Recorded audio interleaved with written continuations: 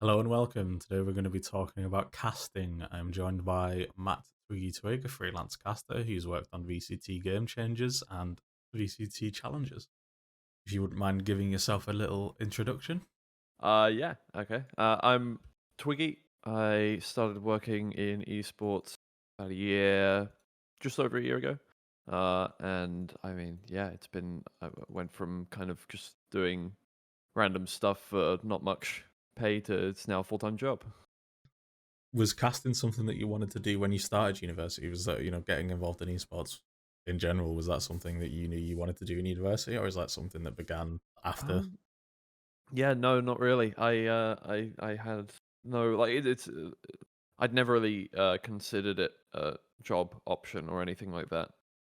When I went into university, I was a music student, and I was well prepared to have my life be basically just chasing paychecks, um, by doing gigs and stuff like that. But then, yeah, I mean, like somebody told me, I can't remember who it was, told me that I should try casting stuff because I enjoyed talking. What is it that got you interested in esports or start? Where did that start?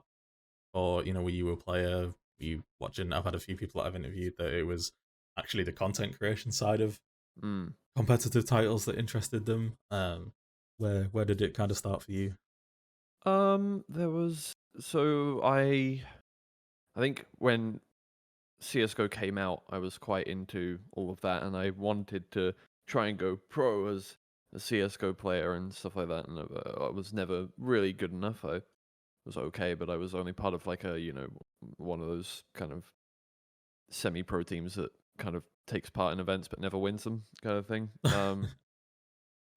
So yeah, that was where that started, but yeah, I'd never really pushed past that, and then CS:GO kind of fell off for me, and I just became a viewer of stuff like the Overwatch League and all of that, and that was I think where my interest in like casting really started because it was listening to the casters in Overwatch League, and it was interesting to see like what was going on behind the scenes. Is there any advice, that maybe one or two pieces of advice that you've discovered yourself that you would pass on to people that were trying to break into casting or hosting? I think just to begin with, getting your head down and just doing work and demonstrating that you know what you're talking about on broadcasts is a good way to go about things. You are going to have to. I think that, a lot of people when they look at broadcast talent, they're like, oh, they should be serving themselves to the game and to the talent that's in the game, and just making the broadcast as good as it can be. But when you're starting out your career, I don't think you can do that because you're not going to be regarded as great if you just kind of sit down and keep your head down and do stuff.